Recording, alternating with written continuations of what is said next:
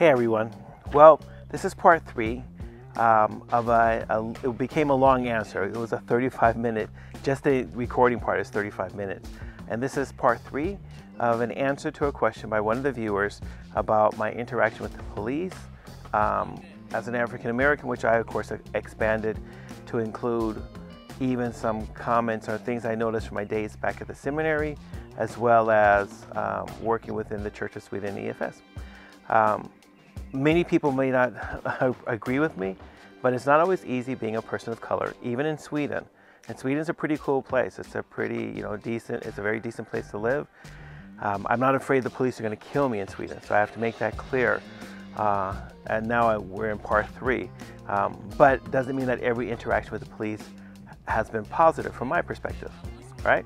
Well, watch the video, and if you have more comments or questions or anything, then let me know, and I'll talk to you later. Bye.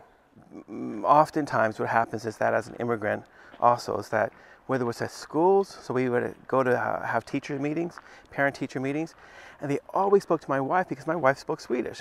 And they would look at her and communicate with her and never even look in my direction or address anything. Even though they could have spoken in English, they didn't even try. There were a lot of things that excluded me from participation in society and at church. I haven't even come to the point that the very first Pentecostal church I came to here in Sweden, and they were passing, I'd been watching for a while, and, I'm a Christian, I was baptized, and so I had been going to the church. I've been going to 2 churches back and forth because I like the music, and I like I started making friends. And so it was a communion service, and I remember, I'm looking at how they do it. I'm sitting kind of in the back, and they came out and they serve you. It's not like in the Church of Sweden you go around, but here at the Pentecostal church, the people who are distributing communion came out and they served you. And I saw everyone else did. I stuck my 2 hands out together, and the guy gave the wafer, the communion, the host. He gave it to the person on my right, looked at me and took it back. Gave it to the person on my left and kept on going. I'm like, what the heck? And I had my hands out just like everyone else did. They came around with the wine. I'm like, oh, maybe the first time they don't let you take the bread, Like in the Catholic Church, you don't get to take the wine unless it's you're dying. But you get to take the host, you get to take the consecrated bread. So I'm like, okay, maybe they do it the other way around in the Pink's church, And the guy came around, the second person, he gave it to the person on my right, looked at me, took it actually away from me, and gave it to the person on my left and continued on. When I talked about this later on, I could speak Swedish better, and I was preaching, I was explaining how important it is for congregations to be open and welcoming. You cannot just assume just by looking at someone if they're Christian or not Christian. And someone says, well, we didn't know if you were Christian or not. I'm like, why? We thought maybe you're a Muslim. I'm like, because I'm black? The only difference between me and someone else who was sitting there was the color of our skin. It was obvious that I was new. It was obvious that I didn't grow up there. It was obvious that I was an outsider. And that made me feel more like an outsider. So those are some of my experiences as African American. I believe that what happened with the police and what happens in churches and what's happened at schools, what happens at banks. Before, when people used to, we don't deal with cash in Sweden, so a cashless society almost. But I remember like standing in line at ATM. And I remember an older Swedish lady, she was standing there, and then she looked around, she saw me, she grabbed her bag, her purse, she pulled it around in front of her, she was like looking around, and she got all really nervous because this black guy was standing behind her with a hoodie. And so it's those kind of things. And Swedish people are like, oh yeah, you just over-exaggerate. No, it's because I'm a minority here and a minority in America. And the segregation and the discrimination that I've experienced in America has made me extra sensitive wherever I'm at.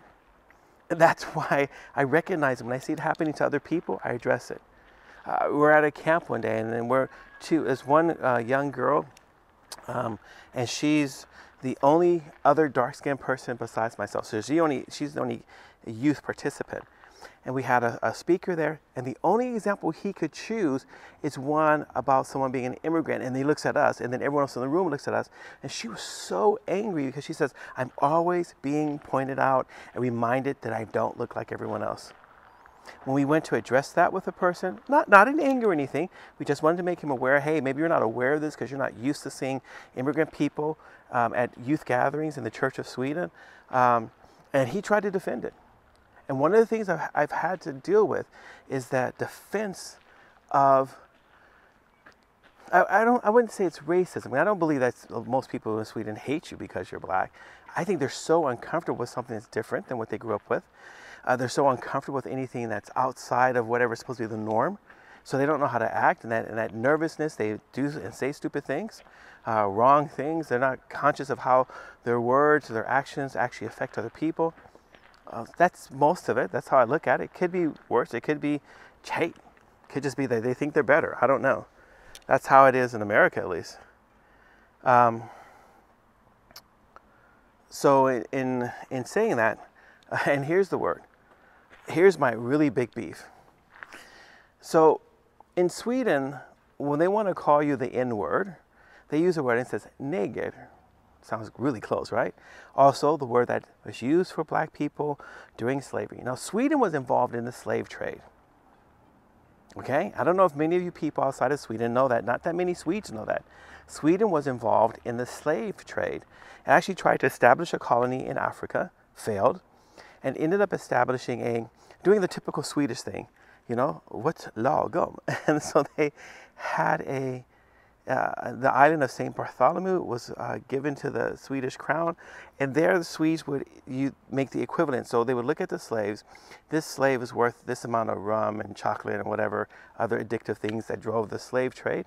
So Sweden was actually part of the transatlantic slave trade. And it was like, okay, well, you know, whatever, Ed. There are a lot of countries in there. Yeah, and there are families in Sweden who are wealthy today because of their involvement in the slave trade. So my thing is what I want is that if the Church of Sweden could issue an apology to the indigenous Sami people who live here because of the way they were mistreated, mishandled, their culture was obliterated. I mean, they were treated like, you know, this thing about treating indigenous people all over the world like crap. What is this European thing? What makes Europeans think that they have the right to just crap on other people? I don't understand this. I'm not saying they're doing it now, but this has been part of the history and it still happens today. And so I'm waiting for the royal family of Sweden to formally issue an apology for their ancestors' involvement in the slave trade and the wealth that they gained from enslaving African people. So the Swedes didn't enslave anyone.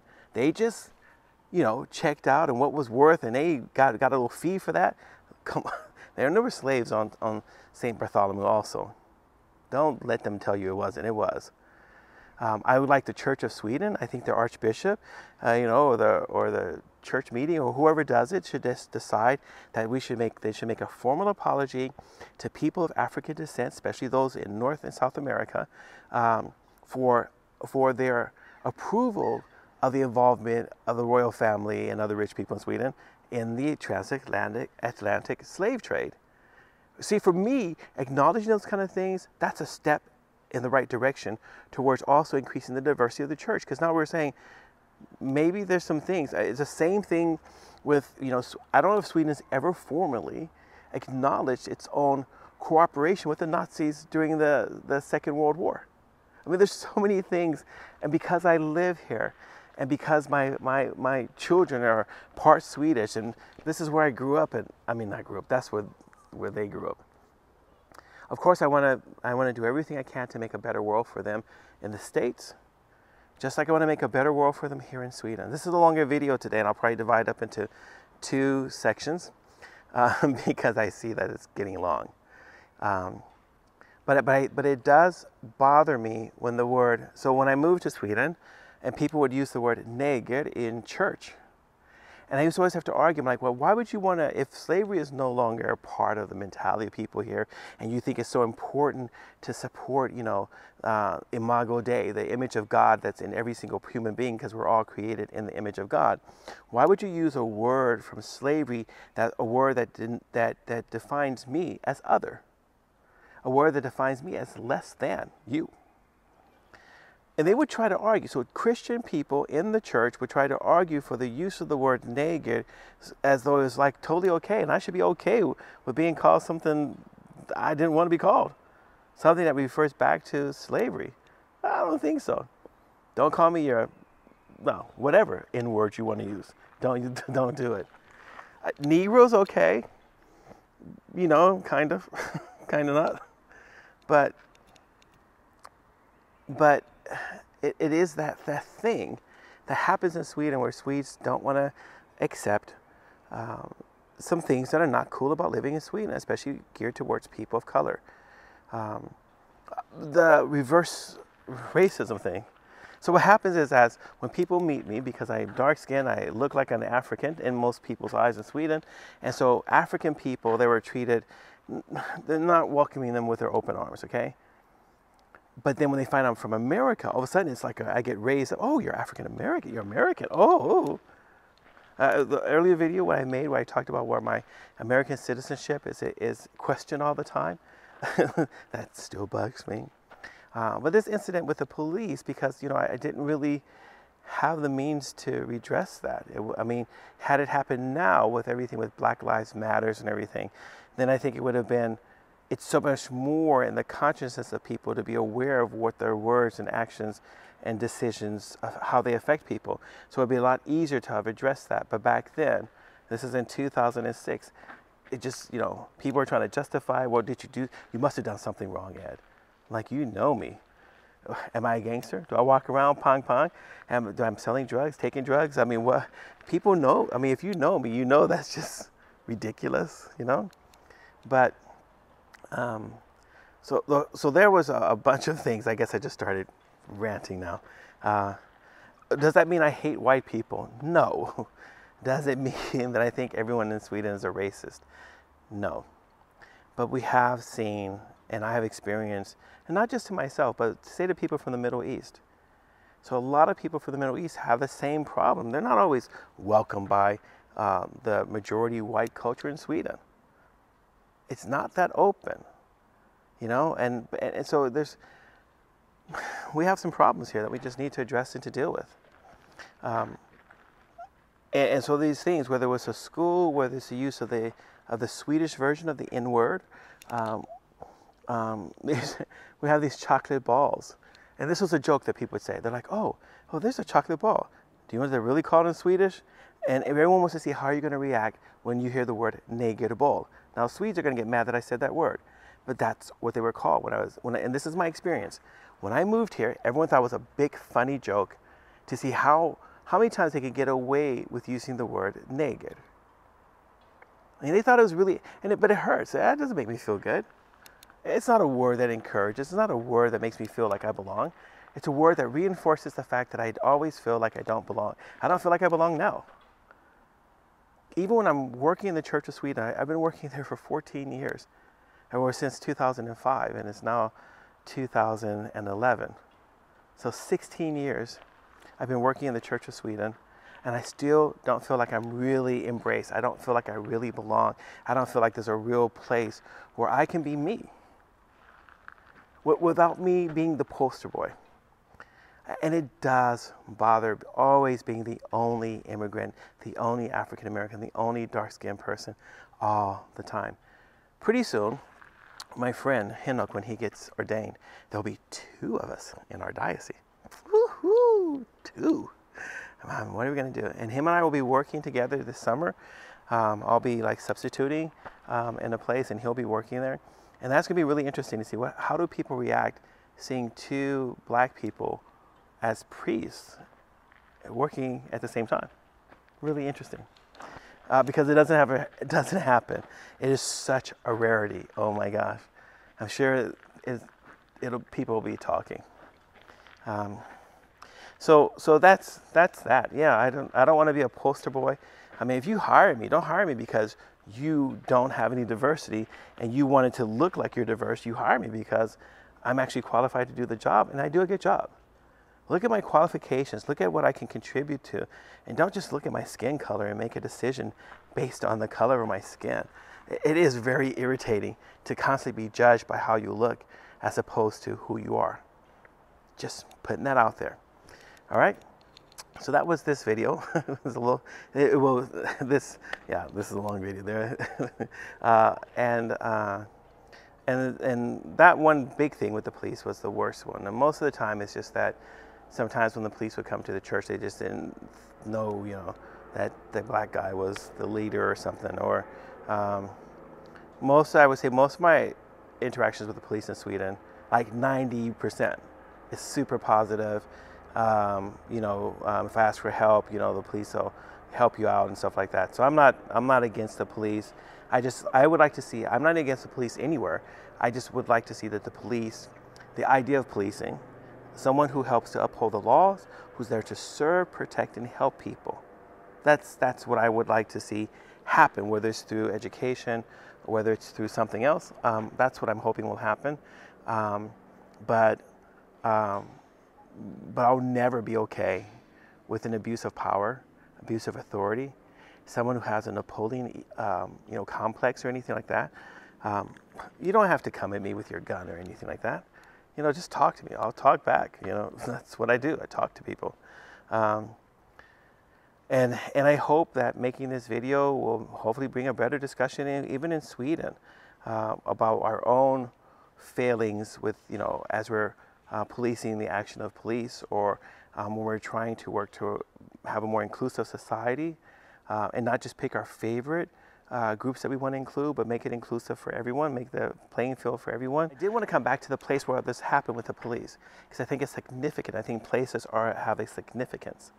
And now that McDonald's is not here, and now it's a big high-rise apartment, but there was some discrimination happening here, you know, 15 years ago.